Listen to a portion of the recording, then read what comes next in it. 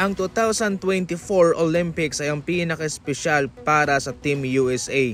Kasama si Stephen Curry, Kevin Durant, LeBron James, kabilang to sa isa sa mga pinakamalakas na grupong inasimbol ng Team USA. Subalit hindi may tatanggi na posibleng yun na rin po ang last dance ng tatlong ito.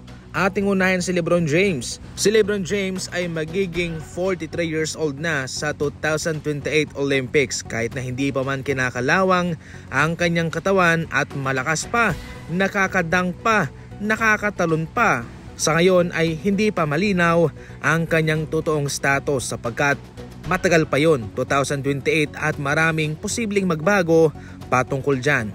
Isa na ang kinakaharap niyang pagre-retiro sa NBA. Kung siya magpapatuloy ba o hindi na siya magpapaabot sa 2028 at magpapahinga na siya sa paglalaro ng basketball. Batay lamang sa kanyang pangatawan sa conditioning, so far wala siyang big time na injury. Kapag umabot pa siya ng 2028, posible mayroong maliit na chance na baka sumama pa siya sa Team USA. Sa kabilang banda naman, itong sa Stephen Curry, magiging 40 years old na po sa pagsapit ng 2028 Olympics. Napaka-special ito para sa Team USA itong Olympics na ito sapagkat ito ho'y gaganapin mismo sa Los Angeles. Para mismo naman kay Stephen Curry, wala pa siyang sinabing konkretong desisyon kung siya ba'y maglalaro. Ngayon, 50-50 rin po ang chance na maglalaro siya. Dahil ayon naman kay Coach Steve Kerr, nakuha na rin daw ni Stephen Curry ang kanyang inasam-asam na gintong medalya sa Olympics, in which yun na lang po ang malaking kulang sa kanyang resume. Sa ngayon mga idol, batay lamang po sa kanyang edad ay posible pa siyang makalaro. Pero posible rin pong magpahinga na siya at kanyang ipapaubayan na lamang ito sa mga batang players ng NBA o sa susunod na mga henerasyong manlalaro. Sa Kevin Durant naman, sa edad na 39 years old ay pwede pa siyang makasabak.